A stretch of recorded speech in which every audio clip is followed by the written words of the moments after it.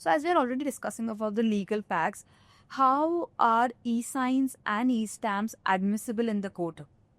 Okay, so we'll have to understand certain points when it comes to eSign and eStamps. Yes. There are three steps that you should understand. One is the consent, another one is the identity, and third one is the integrity. Okay.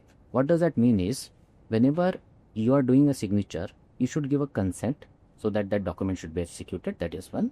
And there are other ways of doing it. Like there are multiple ways of doing it. Okay. Second is identity. Like while doing the signature, the respective person should be identified that he is a legitimate person who is signing the document. And third one is the integrity, which means that if you are executing a document, it should not be tampered, right? So if you, on the other hand, if you see the physical way of doing it, you can add any paper in between if it is executed only on the last page. If the sign is done only on the last page, so then just take the staple around and then There's a lot of scope of tampering in correct. But when it comes to digital, it is not. So if I talk about Aadhaar based signature, there is a certificate which gets attached when the document is executed through Aadhaar base. So how exactly it works is the request goes to the UIDA. UIDA authenticate the person through the Aadhaar number, and then the signature is appended on the agreement. Now when it comes to electronic signature, it is a bit challenging to identify because in electronic signature we generally give the canvas, or you can upload the JPEG file. So there is no way where you can identify a respective person. So what we have done in house is we have built a technology around where while doing a signature, we capture the photo of the candidate, we capture the geolocation like longitude and latitude, we also capture the system information. So grouping this all, we put it in an audit trail, which gives customer a trust that okay, all the details are stored and legitimate person is signing the document.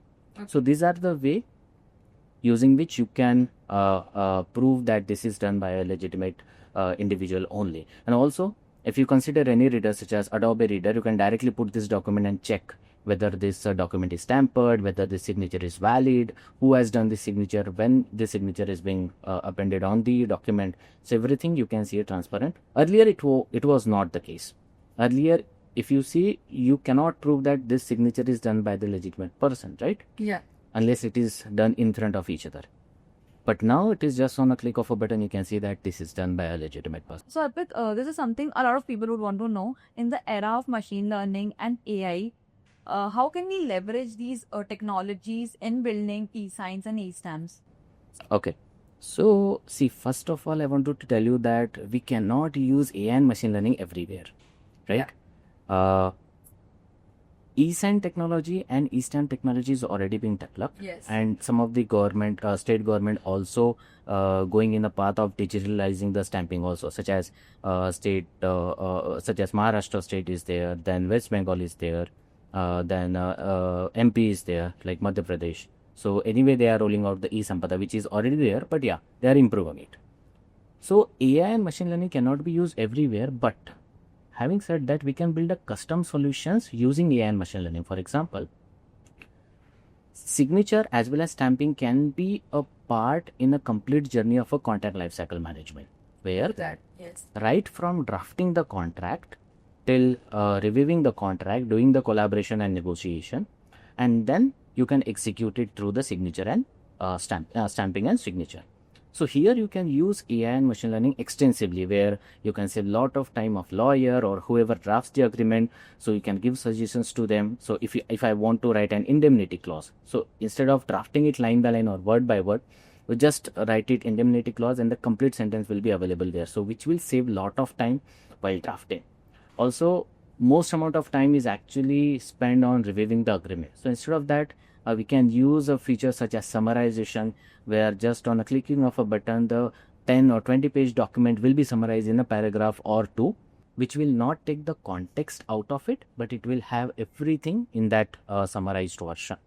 So this is how you can actually use AI and machine learning by building a custom solution around the signature and stamping. But if you want to use for signature and stamping, I don't think that could be a right way of using the technology. But yes, building the custom solution will always help to wake up this thesis.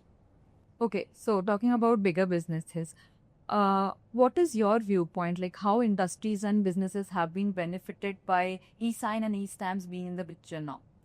So if I see a sectorial view, BFSI sector is benefited quite well because the number of loans which are getting disbursed is far more in number than what it used to be earlier. Couple of industries such as now recently we have been awarded with smart innovation in healthcare also, Yes. where our signature has actually accepted very well. So industry is adapting it. So if I talk about industries, BFSI is one where the stamping and signature is used. Some insurance company use only signature. Okay. Healthcare is using signature extensively Okay. in some of the use cases. There are certain vendor agreements in healthcare as well where the stamp paper is required. Real estate is something which I am having my eye on, and we can build. We have already started building something around it. So real estate is one where anyway people are doing the rental agreement, but the property agreement is there. Then other agreements are also there which can be executed through this digital stamping and signature. People are getting used to it. People are adapting it, but yes, it will take some time. But I'm damn sure that this will happen.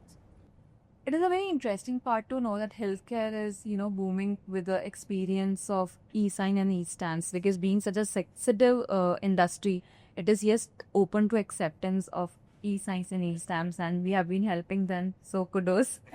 So last but not the least, we definitely want to know what was the biggest hurdle that popped up while rolling out eSign and eStamps.